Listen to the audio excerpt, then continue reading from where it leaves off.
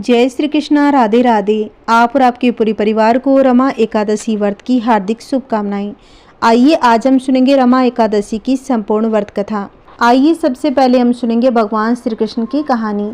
एक समय की बात है, किसी गांव में एक कंजूस सेठ रहता था। वह एक दमड़ी भी किसी को देने को तैयार नहीं होता था, यहाँ तक कि वह अपनी सांसें भी सोच समझ कर लेता।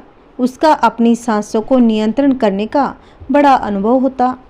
कंजूस करोड़ीमल सेठ श्री कृष्ण का बड़ा भक्त था। एक बार स्नान करने के लिए गंगा घाट पर गया। वहां पर श्री कृष्ण भगवान उसकी परीक्षा लेने के लिए प्रकट हो गए। जब वह गंगा जी में डुबकी लगाने के लिए अंदर जाता तो एकदम श्री कृष्ण जी उसके सामने एक पंडित के रूप में प्रकट हो जाते और कहते, यजमान मुझे कुछ दक्षिणा दे दो। कंजूस सेठ करोड़ीमल कहता कि श्रीमान मेरे पास कोई पैसा नहीं है। भगवान श्री कृष्ण कहते, कोई बात नहीं, तुम संकल्प कर लो कि मुझे कुछ दक्षिणा दोगे। अब वह सोचता कि चलो ठीक है, और वह पंडित जी को 1 रुपये का सिक्का देने का निश्चय करता है और सोचता है कि पंडित को कौन सा मेरा घर पता है, मैंने तो यही संकल्प लिया है। जब वह अगली बार मेरे सामने आएंगे तो मैं उसे एक सिक्का दे दूंगा। वह गंगा घाट से स्नान करके अपने घर पहुंचा और जाकर विश्राम करने के लिए लेट जाता है। इतनी देर में दरवाजे पर कोई आहट सुनाई देती है। उसकी पत्नी बाहर जाकर देखती है तो भगवान श्री कृष्ण पंडित का रूप लेकर उसके घर के दरवाजे के बाहर पहुंच गए। अब पंडित जी उसकी पत्नी से कहते हैं कि यजमान जी ने मुझे 1 रुपये का सिक्का देने का संकल्प किया था, उन्हें बोलो कि मैं आ गया हूँ, वह सिक्का मुझे दे दे।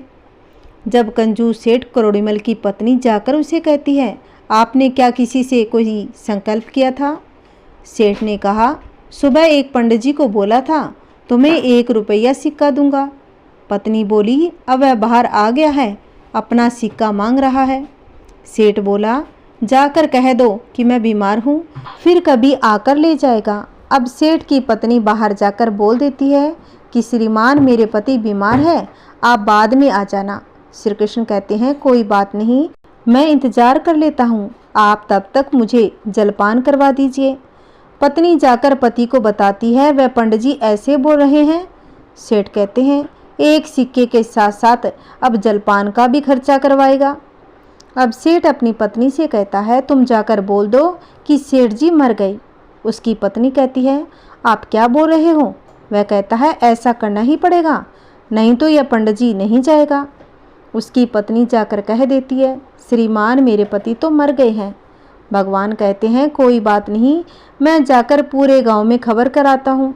सेठ जी नहीं रहे, आप अकेली कहाँ सारे गांव भर में घूमती रहेगी। थोड़ी देर में सारा गांव इकट्ठा हो गया और सेठ की पत्नी बार बार यही कहती, मेरे पति जिंदा है, वो नहीं मरे। तो सभी कहते, ये तुम्हारी मोह माया है, इसलिए तुम्हें लग रहा है वह जिंदा है, क्योंकि सेठ जी का अपनी सांसों पर पूरा नियंत्रण था, इसीलिए उसने पूरा समय अपनी सांसें रोक कर रखी। अब बात सेठ के शवशैया तक पहुंच गई। इतनी कंजूसी की एक सिक्का देने को तैयार नहीं, लेकिन मरने को तैयार है। भगवान सोचते हैं, अब मैं इसका क्या करूं? जब गांव के लोग उसे अंतिम यात्रा के लिए ले जाने लगते हैं तो वह पंडित जी लोगों से कहते हैं कि मुझे सेठ के कान में कुछ कहना है। लोग कहते हैं, कह लो, वो वैसे भी मर गया है। भगवान श्री कृष्ण कहते हैं, आंखें खोलो, मैं बैकुंठ से आया हूँ, तुम्हारे लिए जो मांगना है मांग लो। सेठ खुश हो गया कि भगवान मेरे लिए बैकुंठ से आए हैं। जब सेठ ने आंखें खोली तो क्या देखते हैं, यह तो वही पंडित है। तो भगवान मुस्कुराकर कहते हैं, मांग ले जो मांगना है। सेठ की ममता अभी भी सिक्के में अटकी पड़ी थी। 3 लोग के नाथ कह रहे हैं, जो मांगना है मांग लो। लेकिन सेठ जी है कि प्रभु मुझे कुछ नहीं चाहिए, लेकिन मैंने जो संकल्प किया है कि पंडित जी को 1 सिक्का दान करूंगा, मैं अपना संकल्प वापस लेना चाहता हूँ। प्रभु मैं 1 सिक्का दान में नहीं देना चाहता। अब श्री कृष्ण मुस्कुराते हुए बोले, तथास्तु। भगवान अपने भक्त की कंजूसी पर मुस्कुराए और अपने धाम लौट गए और उधर सेठ जी ने राहत की सांस ली। चलो 1 रुपया का सिक्का दान देने से तो बच गया। जय श्री कृष्णा। राधे राधे। आइए अब सुनते हैं रमा एकादशी की व्रत कथा। एक बार धर्मराज युधिष्ठिर भगवान श्री कृष्ण से कहने लगे हे भगवान, कार्तिक कृष्ण एकादशी का क्या नाम है, इसकी विधि क्या है, इसके करने से क्या फल मिलता है, सो आप विस्तार पूर्वक बताइए। भगवान श्री कृष्ण बोले कि कार्तिक कृष्ण पक्ष की एकादशी का नाम रमा है। यह बड़े बड़े पापों का नाश करने वाली है। इसका महात्म्य मैं तुमसे कहता हूँ, ध्यान पूर्वक होकर सुनो। हे राजन, प्राचीन काल में मुचकुंद नाम का एक राजा राज्य करता था। उसकी इंद्र के साथ मित्रता थी और साथ ही यम, कुबेर, वरुण और विभीषण भी उसके परम मित्र थे। यह राजा बड़ा धर्मात्मा, विष्णु भक्त और न्याय के साथ राज्य करता था। उस राजा की एक कन्या थी जिसका नाम चंद्रभागा था। उस कन्या का विवाह चंद्रसेन के पुत्र शोभन के साथ कर दिया। एक समय वह शोभन ससुराल आया। उन्हीं दिनों जल्दी ही पुण्यदानी एकादशी रमा भी आने वाली थी। जब व्रत का दिन समीप आ गया तो चंद्रभागा के मन में अत्यंत सोच उत्पन्न हुआ। मेरे पति अत्यंत दुर्बल हैं और मेरे पिता की आज्ञा अति कठोर है। दसवीं को राजा ने ढोल बजवाकर सारे राज्य में यह घोषणा करवा दी कि एकादशी को भोजन नहीं करना चाहिए। ढोल की घोषणा सुनते ही शोभन को अत्यंत चिंता हुई और अपनी पत्नी से कहा, हे प्रियतमा, अब क्या करना चाहिए? मैं किसी प्रकार भी भूख सहन नहीं कर सकूंगा। ऐसा उपाय बतलाओ कि जिससे मेरे प्राण बच सके, अन्यथा मेरे प्राण अवश्य चले जाएंगे। अब चंद्रभागा कहने लगी, हे स्वामी, मेरे पिता के राज में एकादशी के दिन कोई भी भोजन नहीं करता। हाथी, घोड़ा, ऊंट, बिल्ली, गाय आदि भी तृण, अन्न, जल आदि ग्रहण नहीं कर सकते। फिर मनुष्य का तो कहना ही क्या। यदि आप भोजन करना ही चाहते हो तो किसी दूसरे स्थान पर चले जाइए, क्योंकि यदि आप यहीं पर रहना चाहते हो तो आपको व्रत अवश्य ही रखना पड़ेगा। ऐसा सुनकर शोभन कहने लगा, हे प्रिय, मैं अवश्य व्रत करूँगा। जो भाग्य में होगा वह देखा जाएगा। इस प्रकार से विचार कर शोभन ने व्रत तो रख लिया। वह भूख और प्यास से अत्यंत पीड़ित होने लगा। जब सूर्य नारायण अस्त हो गए और रात्रि को जागरण का समय आ गया तो वैष्णवों को अत्यंत हर्ष देने वाला था, परंतु शोभन के लिए अत्यंत दुखदायी हुआ। प्रातः काल होते ही शोभन के प्राण पखेरु उड़ गए। तब राजा ने सुगंधित काष्ठ से उसका दाह संस्कार करवाया, परंतु चंद्रभागा ने अपने पिता की आज्ञा से अपने शरीर को दग्ध नहीं किया और शोभन की अंत्येष्टि क्रिया के बाद अपने पिता के घर पर ही रहने लगी। रमा एकादशी के प्रभाव से शोभन को मंदराचल पर्वत पर धन धान्य से युक्त तथा स्त्रों से रहित एक सुंदर देवपुर प्राप्त हुआ। वह अत्यंत सुंदर रतन और वैदूर्य मणि जड़ित सवर्ण के खंभों पर निर्मित अनेक प्रकार की स्फटिक मणियों से सुशोभित भवन में बहुमूल्य वस्त्र, आभूषणों तथा छत्र व चंवर से विभूषित गंधर्व और अप्सराओं से युक्त सिंहासन पर आरूढ़ ऐसा शोभायमान होता था मानो दूसरा इंद्र विराजमान हो। एक समय मुचकुंद नगर में रहने वाले एक सोम शर्मा नामक ब्राह्मण तीर्थ यात्रा करता हुआ घूमता घूमता उधर जा निकला और उसने शोभन को पहचान करी। यह तो राजा का जमाई शोभन है। उसके निकट चला गया। शोभन भी उसे पहचान कर अपने आसन से उठकर उसके पास आया और प्रणाम आदि करके कुशल प्रश्न किया। ब्राह्मण ने कहा कि राजा मुचकुंद और आपकी पत्नी कुशल से हैं। नगर में भी सब प्रकार से कुशल है, परंतु हे राजन, हमें आश्चर्य हो रहा है। आप अपना वृतांत कहिए। ऐसा सुंदर नगर जो ने कभी देखा ने सुना आपको कैसे प्राप्त हुआ? तब शोभन बोला कि कार्तिक कृष्ण की रमा एकादशी का व्रत करने से मुझे यह नगर प्राप्त हुआ, परंतु यह अशिथिर है। यह शिथिर हो जाए ऐसा उपाय कीजिए। ब्राह्मण कहने लगा, हे राजन, यह शिथिर क्यों नहीं है और कैसे शिथिर हो सकता है, आप बतलाइए, फिर मैं अवश्य ही वह उपाय करूँगा। मेरी इस बात को आप मिथ्या न समझिए। शोभन ने कहा, मैंने इस व्रत को श्रद्धा रहित होकर किया है, अतः यह सब कुछ अशिथिर है। यदि आप मुचकुंद की कन्या चंद्रभागा को यह सब वृत्तांत कहें तो यह शिथिर हो सकता है। ऐसा सुनकर उस श्रेष्ठ ब्राह्मण ने अपने नगर लौटकर चंद्रभागा से सब वृत्तांत कह सुनाया। ब्राह्मण के वचन सुनकर चंद्रभागा बड़ी प्रसन्नता से ब्राह्मण से कहने लगी, हे ब्राह्मण देव, यह सब बातें अपने प्रत्यक्ष देखी है या सपन की बातें कर रहे हो? ब्राह्मण कहने लगा कि हे पुत्री, मैंने महावन में तुम्हारे पति को प्रत्यक्ष देखा है, साथ ही किसी से विजय न हो ऐसा देवताओं के नगर के समान उसका नगर भी देखा है। उन्होंने यह भी कहा है कि यह शिथिर नहीं है, जिस प्रकार वह शिथिर रह सके सो उपाय करना चाहिए। चंद्रभागा कहने लगी, हे वीर, तुम मुझे वहां ले चलो, मुझे पतिदेव के दर्शन की तीव्र लालसा है। मैं अपने किए हुए पुण्य से उस नगर को शिथिर बना दूंगी। आप ऐसा कार्य कीजिए जिससे उनका हमारा संयोग हो, क्योंकि वियोगी को मिला देना महान पुण्य होता है। सोम शर्मा यह बात सुनकर चंद्रभागा को लेकर मंदराचल पर्वत के समीप वामदेव ऋषि के आश्रम पर गया।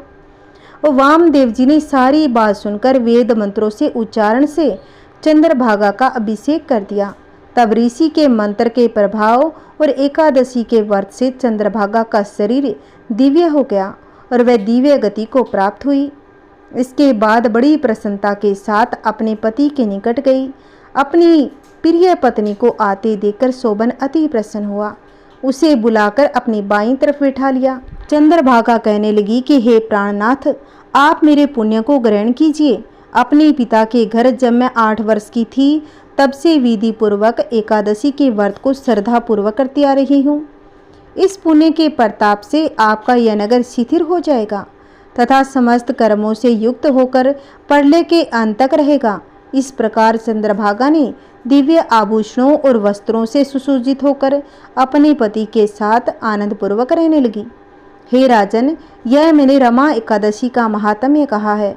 जो मनुष्य इस व्रत को करते हैं उनके ब्रह्मा हत्या आदि समस्त पाप नष्ट हो जाते हैं। कृष्ण पक्ष शुक्ल पक्ष दोनों की एकादशियां समान हैं, इसमें कोई भेदभाव नहीं है, दोनों समान फल देती है। जो मनुष्य इस महात्म्य को पढ़ते अथवा सुनते हैं वे समस्त पापों से छूटकर विष्णु लोक को प्राप्त हो जाते हैं। बोलिए श्री हरि विष्णु भगवान की जय हो। आइए सुनते हैं राजा अम्बरीश की कहानी। राजा अम्बरीश भगवान श्री हरि के परम भक्त थे। वे पृथ्वी के 7 द्वीप अचल संपत्ति अतुल ऐश्वर्य के शासक होने पर भी इन्हें सौपन तुल्य समझते थे, क्योंकि वे जानते थे कि जिस धन वैभव के लोभ में पड़कर मनुष्य घोर नरक में जाते हैं वो केवल 4 दिन की चांदनी है। राजा अम्बरीश का भगवान श्री हरि में और उनके प्रेमी साधुओं में परम प्रेम था। उन्होंने अपने मन को श्री कृष्ण के चरणों में, वाणी को भगवान के गुणों का गान करने में और हाथों को श्री हरि के मंदिर मार्जन में और अपने कानों को भगवान की मंगलमयी कथा के सुनने में, उन्होंने अपने नेत्रों को श्री हरि के विग्रह व मंदिर के दर्शन में, नासिका को उनके चरण कमलों पर चढ़ी श्रीमती तुलसी के दिव्य गंध में और जीवा को भगवान के प्रति अर्पित नैवेद्य प्रसाद में संलग्न कर दिया था। राजा अम्बरीश के पैर भगवान के क्षेत्र आदि की पैदल यात्रा करने में ही लगे रहते। वे सिर से भगवान श्री कृष्ण के चरण कमलों की वंदना किया करते थे। इस प्रकार उन्होंने अपने सारे कर्म यज्ञ पुरुष इंद्रियां भगवान के प्रति उन्हें सर्वात्मा एवं सर्व रूप समझकर समर्पित कर दिए थे और भक्त वत्सल ब्राह्मणों की आज्ञा के अनुसार वे इस पृथ्वी का शासन करते थे। उन्होंने बड़ी बड़ी दक्षिणा वाले अनेकों अश्वमेध यज्ञ करके यज्ञ अधिपति भगवान की आराधना की थी। उनकी प्रजा महात्माओं के द्वारा गाए हुए भगवान के उत्तम चरित्रों का बहुत सम्मान करती, किसी समय बड़े प्रेम से श्रवण करती, किसी समय उनका गान करती। इस प्रकार उनके राज्य के मनुष्य देवताओं के अत्यंत प्यारे स्वर की भी इच्छा नहीं करते। राजा अम्बरीश की अनन्य प्रेममयी भक्ति से प्रसन्न होकर भगवान ने उनकी रक्षा के लिए सुदर्शन चक्र को नियुक्त कर दिया था, जो विरोधियों को भयभीत करने वाला एवं भगवत भक्तों की रक्षा करने वाला है। एक बार उन्होंने अपनी पत्नी के साथ भगवान श्री कृष्ण की आराधना करने के लिए 1 साल तक द्वादशी प्रधान एकादशी व्रत करने का नियम ग्रहण किया। व्रत की समाप्ति पर कार्तिक महीने में उन्होंने 3 रात का उपवास किया। एक दिन यमुना जी में स्नान करके भगवान श्री कृष्ण की पूजा की। उसके बाद पहले ब्राह्मणों को स्वादिष्ट और अत्यंत गुणकारी भोजन कराकर उन लोगों के घर 60 करोड़ गायें सुसज्जित करके भेज दी। तब ब्राह्मणों को सब कुछ मिल चुका। तब राजा ने उन लोगों से आज्ञा लेकर व्रत का पालन करने की तैयारी की।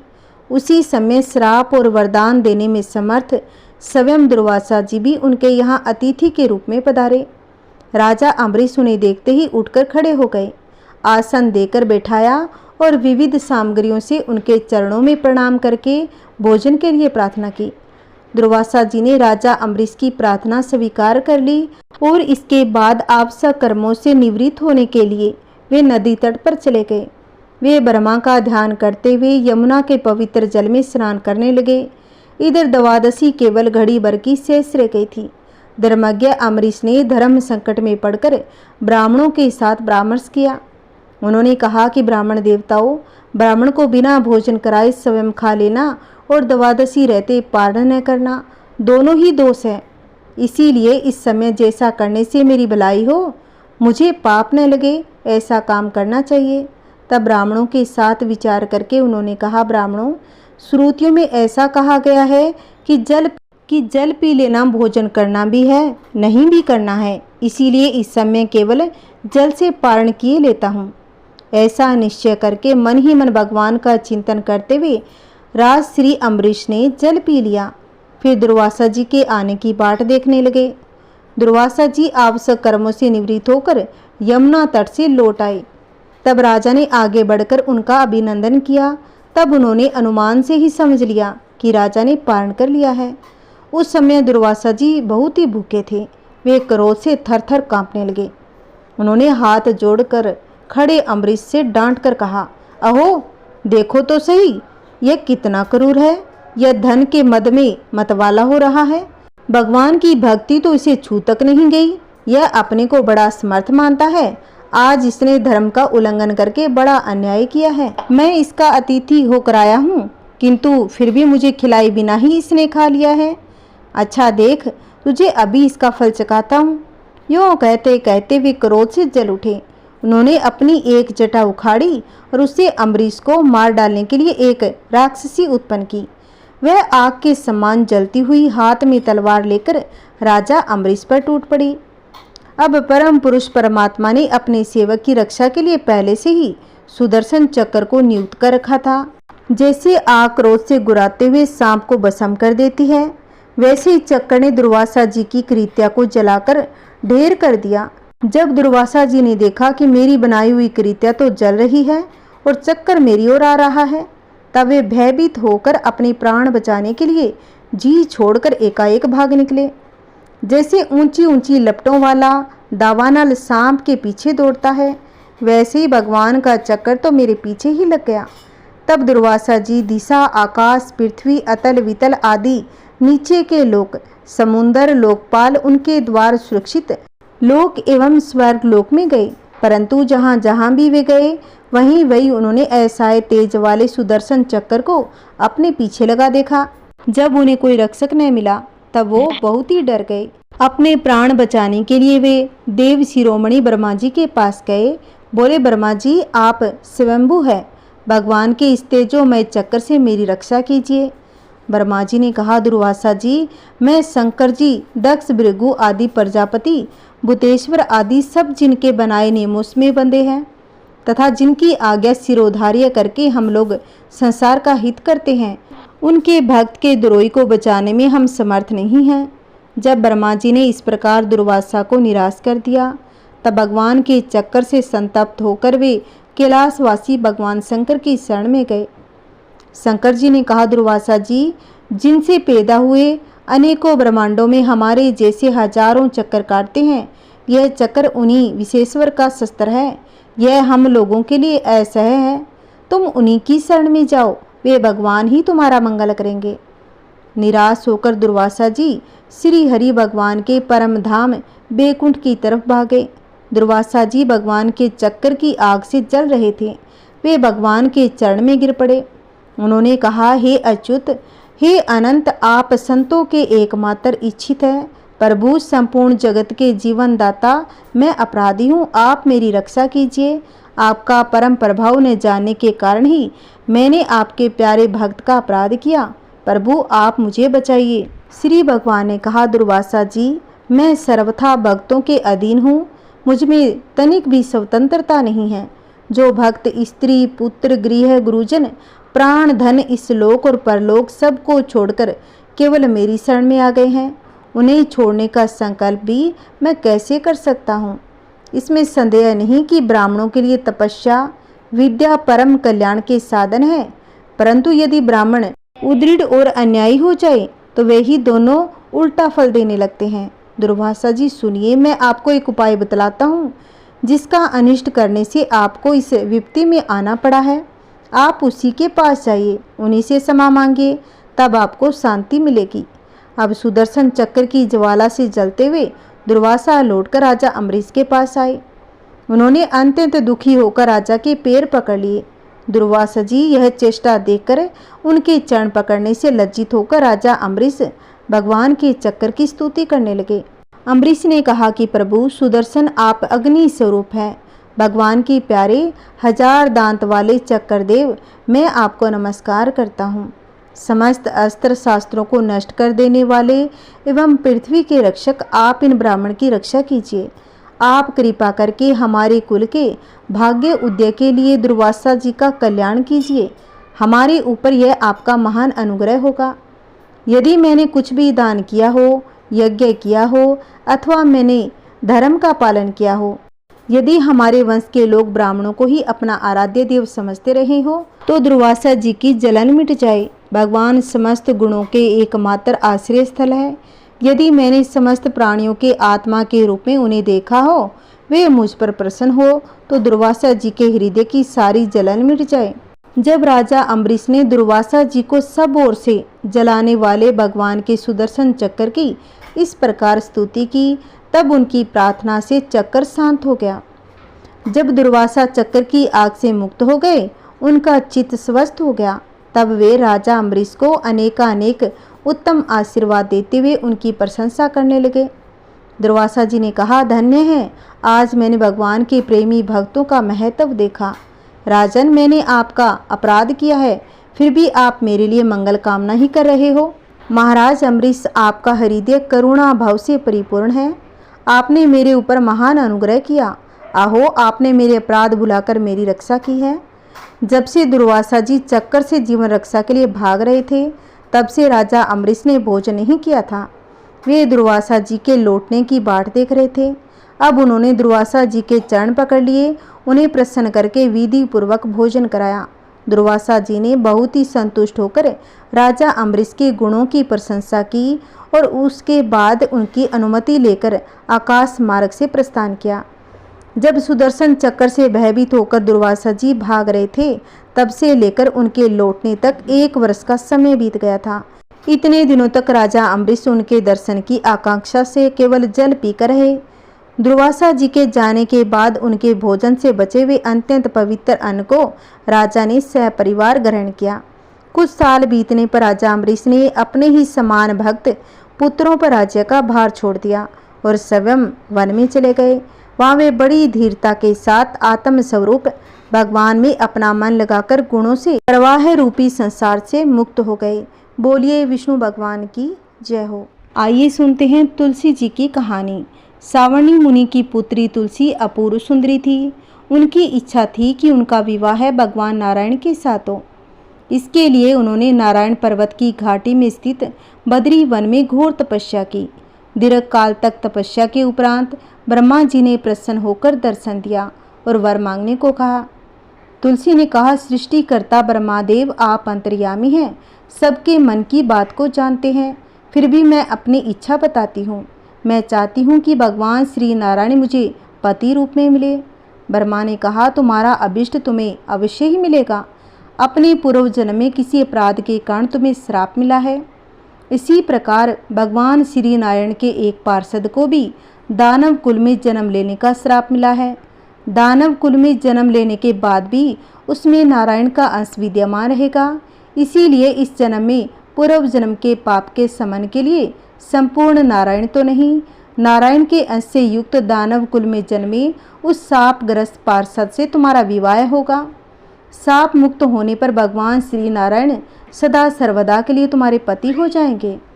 तुलसी ने ब्रह्मा के इस वरदान को स्वीकार कर लिया, क्योंकि मानव कुल में जन्म के कारण उसे मायावी भोग तो भोगना ही था। तुलसी बद्रीवन में ही रहने लगी। नारायण का वह पार्षव दानव कुल में शंखचूड़ के नाम से पैदा हुआ था। कुछ ही दिनों के बाद वह भ्रमण करता हुआ बद्री वन में आ गया। यहाँ तुलसी को देखते ही वह उस पर मुग्ध हो गया। तुलसी के सामने उसने अपने साथ विवाह का प्रस्ताव रखा।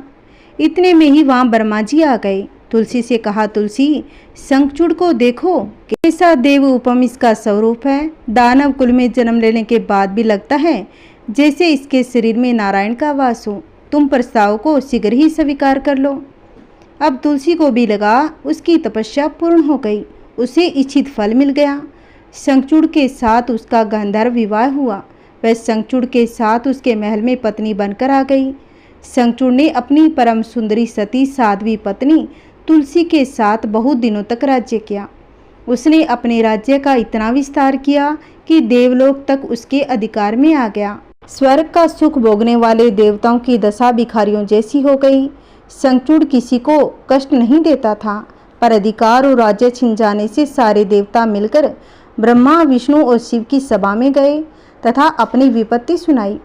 ब्रह्मा जी ने कहा, तुलसी परम साध्वी है, उसका विवाह शंखचूड़ से मैंने ही कराया था। शंखचूड़ को तब तक नहीं हराया या मारा जा सकता जब तक तुलसी को छला न जाए। विष्णु ने कहा, शंखचूड़ पूर्व जन्म में मेरा पार्षद था। श्राप के कारण उसे दैत्य कुल में जन्म लेना पड़ा। इस जन्म में भी मेरा अंश उसमें व्याप्त है। साथ ही तुलसी के पति व्रत धर्म से वह अजय है। फिर देवताओं की सहमति से भगवान शिव ने शंखचूड़ के पास संदेश भेजा, या तो वह देवताओं का राज्य लौटा दे या फिर उनसे युद्ध करे। शंखचूड़ शंकर के पास पहुंचा। उसने कहा कि देवादिदेव, आपके लिए देवताओं का पक्ष लेना उचित नहीं है। राज्य बढ़ाना हर राज्य का कर्तव्य है। मैं किसी को दुखी नहीं कर रहा हूँ। देवताओं से कहिए वे मेरी प्रजा होकर रहे। मैंने आपका भी कोई अपकार नहीं किया है। हमारा आपका युद्ध शोभा नहीं देता। अगर आप हार गए तो बड़ी लज्जा की बात होगी। अगर मैं हार गया तो आपकी कीर्ति बहुत अधिक नहीं बढ़ेगी। भगवान शंकर हंसने लगे। वे तो सब रहस्य को समझते थे। तुलसी और शंखचूड़ के पूर्व जन्म के श्राप की अवधि लगभग पूरी हो चुकी थी। बोले, इसमें कीर्ति लज्जा की कोई बात नहीं। तुम देवों का राज्य लौटाकर उनके पद पर प्रतिष्ठित होने दो। युद्ध से बचने का यही एक उपाय है। शंखचूड़ ने कहा, मैंने युद्ध के बल से देवलोक जीता है। कोई उसे युद्ध के द्वारा ही वापस ले सकता है। यह मेरा अंतिम उत्तर है। मैं जा रहा हूँ। ऐसा कहकर शंखचूड़ वहाँ से चला गया। उसने अपनी पत्नी तुलसी को सारी बात बताई और कहा, कर्म भोग सब काल सूत्र में बंधा है। जीवन में हर्ष, शोक और सुख दुख, मंगल अमंगल, भय काल के दिन हैं। हम तो केवल निमित्त है। संभव है तो भगवान शिव देवों का पक्ष लेकर मुझसे युद्ध करें। तुम चिंता मत करना, तुम्हारा सती तेज मेरी रक्षा करेगा। दूसरे दिन भगवान शंकर के नेतृत्व में देवताओं ने युद्ध छेड़ दिया। शंखचूड़ ने भीषण बाणों की वर्षा कर उनका वेग रोका। उसके प्रहार से देवता डगमगाने लगे। उसने दानवी शक्ति का प्रयोग कर मायावी युद्ध आरंभ कर दिया। युद्ध स्थल पर वह किसी को दिखाई नहीं दे रहा था। उसके अस्त्र शस्त्र प्रहार कर देवों को घायल कर रहे थे। अब देवगण अपने शस्त्र चलाए तो किस पर चलाए, क्योंकि कोई शत्रु सामने था ही नहीं। कई दिनों तक इस तरह भयंकर युद्ध चलता रहा। शंखचूड़ पराजित नहीं हुआ। तब शिव ने विष्णु से कहा कि विष्णु कुछ उपाय करो, अन्यथा मेरा तो सारा यश मिट्टी में मिल जाएगा। विष्णु ने सोचा, बल से तो शंखचूड़ को हराया नहीं जा सकता, इसीलिए छल का सहारा लेना पड़ेगा। उन्होंने तुरंत अपना स्वरूप शंखचूड़ जैसा बना लिया और अस्त्र शस्त्र से सज्जित होकर तुलसी के पास आए। बोले, प्रिय, मैं युद्ध जीत कर आया हूँ। सारे देवता भगवान शंकर समेत सब हार गए। इस खुशी में आओ मैं तुम्हें अंग से लगा लूँ। पति को प्रत्यक्ष खड़ा देख तथा विजय का समाचार सुनकर वह दौड़कर मायावी शंखचूड़ के गले से लिपट गए। इस प्रकार पति पत्नी दोनों ने आलिंगन हो खूब खुशी मनाई। पर पुरुष के साथ इस प्रकार के व्यवहार से उसका सती तेज नष्ट हो गया था। उसका सती तेज जो शंखचूड़ की कवच के रूप में रक्षा कर रहा था, वह कवच नष्ट हो गया। शंखचूड़ शक्तिहीन हो गया। यह जानते ही भगवान शंकर ने अपने त्रिशूल से प्रहार कर दिया। त्रिशूल के लगते ही शंखचूड़ जलकर भस्म हो गया। शंखचूड़ के मरने को जानकर विष्णु अपने असली रूप में आ गए। सामने अपने पति शंखचूड़ के स्थान पर भगवान विष्णु को खड़ा देखा। तुलसी बहुत ही विस्मित हो गई। उसको पता लग गया था कि स्वयं नारायण ने उसके साथ छल किया था। क्रोध में आकर उसने श्राप दिया, एक सती स्त्री का अस्तित्व भंग करने के अपराध में तुम हृदयहीन पत्थर हो जाओ। विष्णु ने तुलसी के श्राप को सिरोधार्य कर कहा, हे देवी, तुम्हारे तथा शंखचूड़ के कल्याण के लिए मुझे ऐसा करना पड़ा। तुम दोनों को श्राप मुक्त करना था। तुम भी अब शरीर त्याग कर तुलसी बिरवा के रूप में जन्म लोगी और मेरी पूजा तुलसी दल से होगी। मैं शालिग्राम पत्थर बनूंगा। मेरे शीश पर तुम आदर से विराजमान हो जाओगी। तुम्हारे पति की हड्डियों के चूर्ण से शंख की उत्पत्ति होगी। उस शंख ध्वनि से देवताओं तथा मेरी पूजा आराधना होगी। जहाँ शंख ध्वनि होगी वहाँ मंगल में मैं विराजमान रहूँगा। तुमने पूर्व जन्मों में बद्री वन में मुझे पाने के लिए बड़ी तपस्या की थी। अब अगले जन्म में मैं नारायण पत्थर के रूप में बद्रीनाथ वन में स्थापित होऊंगा। मेरी पूजा अर्चना फल फूल से न होकर तुम्हारे तुलसी दल से होगी। मेरे शीश पर विराजमान होकर तुम मुझसे भी ऊंचा पद प्राप्त कर लोगी। बोलिए तुलसी माता की जय हो। आइए अब सुनते हैं ग्यारस माता की कहानी। एक समय की बात है, एक बूढ़ी माई थी। वह 12 महीनों की सभी एकादशियों का व्रत करती। एक बार निर्जला एकादशी का व्रत रखा। बड़ी ही भाव भक्ति से पूजा अर्चना की। उन्हें वृद्धावस्था में क्या बाधा थी। वे तो अपने पुत्र पोत्रों की सुख सुविधा के लिए व्रत रखने लगी। वे दिन भर तो जरा कठोर मन करके अपनी प्यास को रोके रखी। दिन में पूजा पाठ किया, कथा सुनी और पंडित जी को मिट्टी के पात्र में भरकर पानी और ऋतुफल दान में दिए। दोना भर भर कर पूरा वितरण किया। उन्हें गर्मी के कारण बहुत ही बेचैनी हो रही थी। इस कारण से बड़ी देर तक पानी में पड़ी रही और पानी से कुल्ला करती रही, मुँह धोती रही। तब कहीं थोड़ा बहुत धैर्य बंध पाया। धूप तो तेज पड़ रही थी, इस कारण बार बार मुँह सूख रहा था। बूढ़ी माँ बहुत बेचैन हो रही थी। एक बुढ़ापा, दूसरे ये भयंकर गर्मी। वृद्धावस्था की स्थिति तो दूसरी ही प्रकार की होती है। जैसे तैसे रो धो करके दिन तो काट लिया।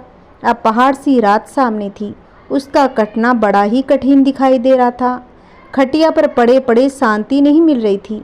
वे बार बार करवट बदल रही थी। अनेक बार वे बाहर आती और भीतर जाती। उन्हें घर के अंदर शांति नहीं मिल रही थी। वे पड़ी पड़ी एकादशी माता का स्मरण करती रही और कहती रही, हे माता जी, आप मेरी लाज रखना।